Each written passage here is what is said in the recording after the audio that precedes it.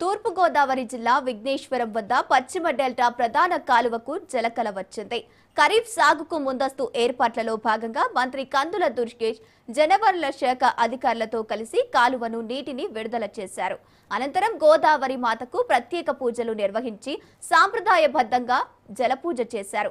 అనంతరం head sluice ఆకులను ఎత్తి పశ్చిమ డెల్టా ప్రధాన కాలువలోకి నీటిని వదిలారు.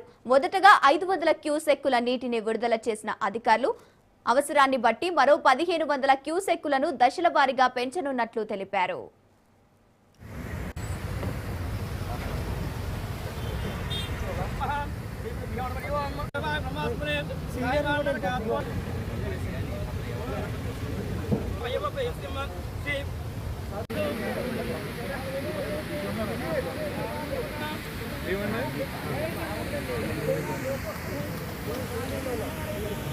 నీటి సంఘాల యాజమాన్యం వారు, రాజకీయ నాయకులు అందరం కలిసి, అదేవిధంగా అధికారులు సిఈ గారు గాని, ఎస్సీ గారు గాని అందరం కలిసి వాళ్ళ గోదావరి జలాలని వదిలేటువంటి కార్యక్రమంలో రైతాంగానికి రేపొద్దున వచ్చేటువంటి ఖరీఫ్ గాని, తర్వాత పంట గాని వీటన్నిటికీ కూడా ఉపయోగపడే విధంగా నీటిని విడుదల చేయడం జరిగింది. ఇది ఒక మహత్ కార్యక్రమం. ప్రధానంగా ముఖ్యమంత్రి చంద్రబాబు నాయుడు గారు ఇచ్చినటువంటి ఆదేశం ఇవాళ జూన్ 1వ తారీఖు నుంచి అక్టోబర్ 31వ తారీఖు వరకు కూడా ఈ ఖరీఫ్ సీజన్ లో ఈ నీటిని విడుదల చేయాలని, దాంతో పాటు ఈ ప్రాంతంలో రమారమి ఇప్పుడు మనం వదిలినటువంటి నీరు 5,30,000 ఎకరాల ఆయకట్టకి ఈ నీరుని అందించడం జరుగుతుంది. ఈ రోజుతో ప్రారంభమైనటువంటి ఈ విడుదల ఇన్ని లక్షల ఎకరాలకి నీటిని అందిస్తుంది అనేటువంటి ఆనందం మా అందరిలోనూ ఉంది. అదే విధంగా ఈ మధ్య కాలంలోనే ముఖ్యమంత్రి గారు ప్రత్యేక చొరవ చూపించి కానీ ఉప ముఖ్యమంత్రి గారు కానీ రమారమి 148 కోట్ల రూపాయలు మొత్తంగా కాటన్ బ్యారేజీకి సంబంధించినటువంటి గేట్లు రిపేర్లకి, ఇతరతర మెయింటెనెన్స్ కేమో మరో 13 కోట్ల రూపాయలు రిలీజ్ చేయడం జరిగింది.